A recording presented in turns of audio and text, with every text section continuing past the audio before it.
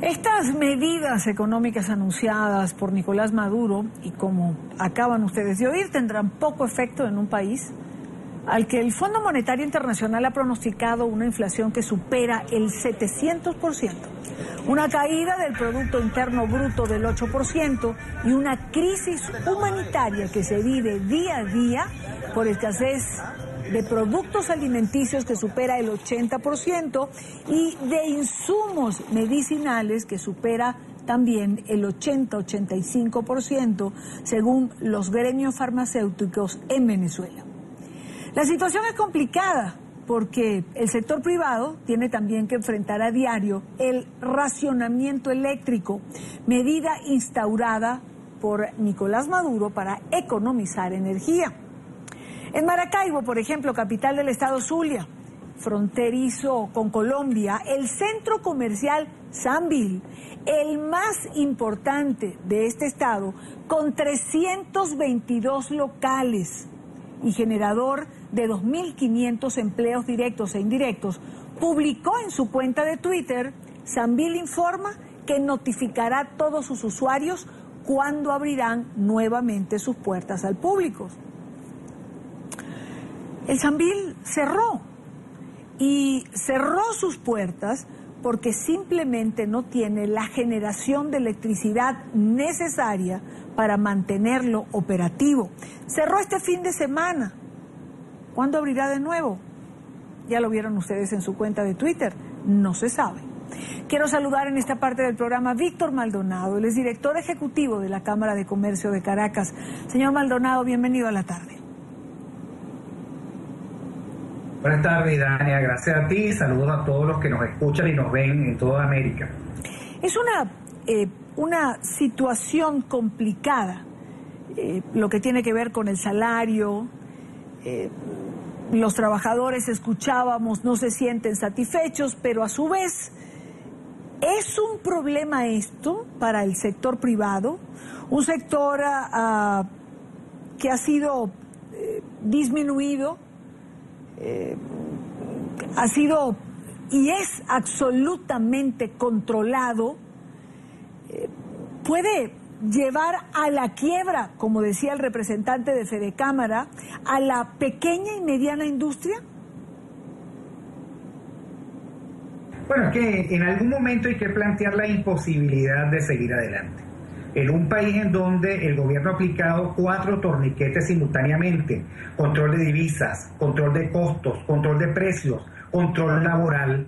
Además, un país metido en una recesión profunda, es imposible que esto además esté acompañado de incrementos de salarios que no se pueden pagar en el sector privado y que a lo mejor en el sector público se pagan a precio del incremento de la inflación, porque el gobierno emitirá más dinero inorgánico para cumplir con este compromiso, porque el gobierno se está planteando un escenario electoral, porque el país le está exigiendo al gobierno que se someta a un revocatorio y entienda que la gente quiere cambio, un cambio que el gobierno no está dispuesto a dar en este momento.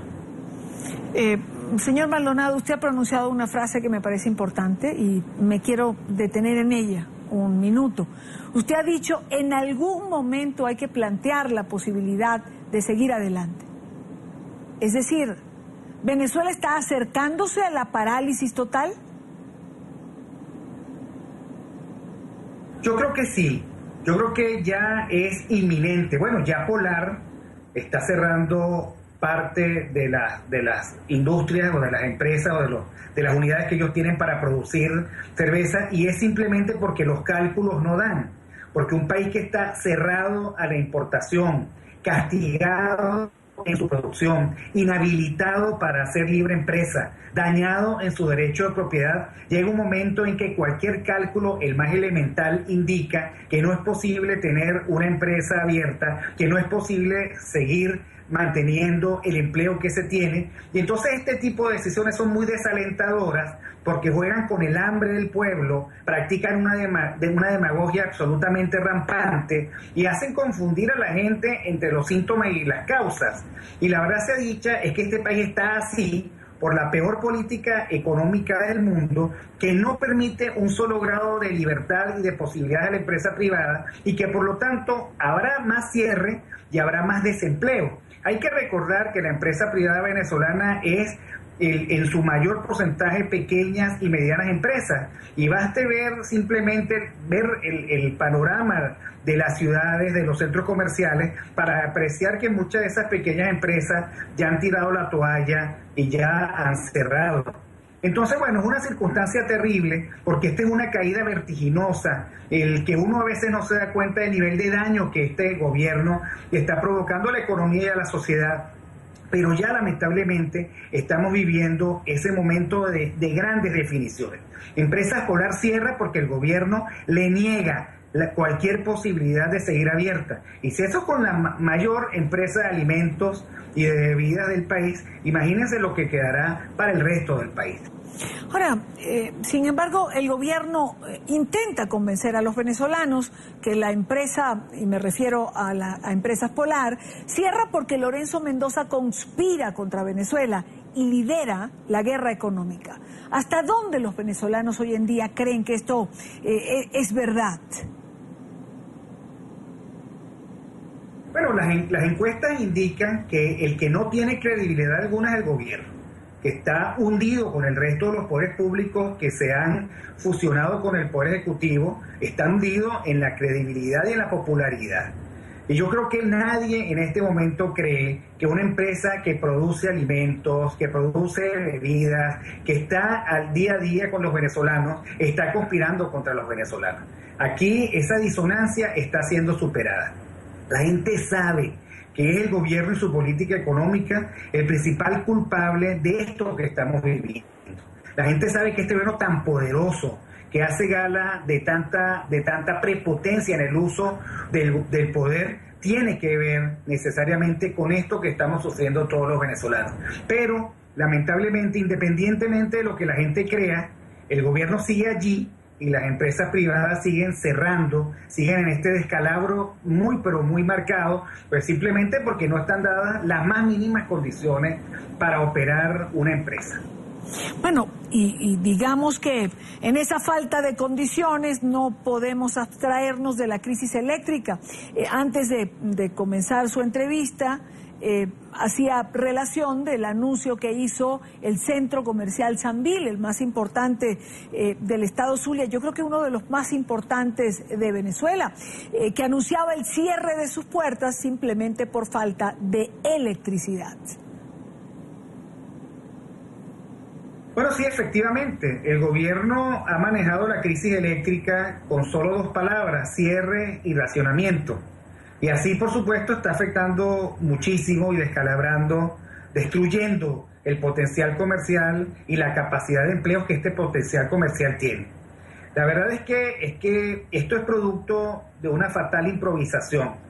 En el resto de América Latina también se ha sufrido el fenómeno climático del Niño y nadie ha administrado eso de esta forma tan brutal, tan destructiva como ha sido en Venezuela.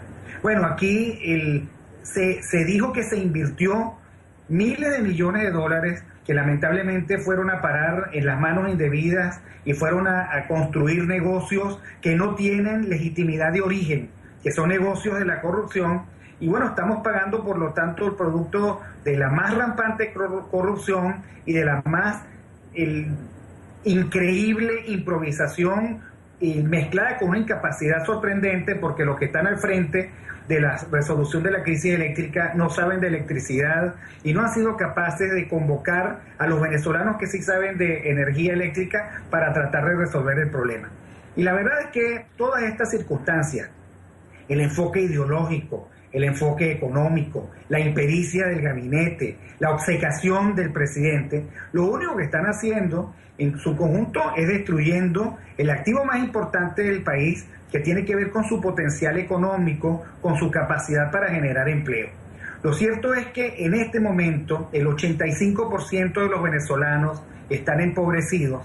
Bueno, lo cierto es que la mitad de las familias venezolanas no tienen cómo comer.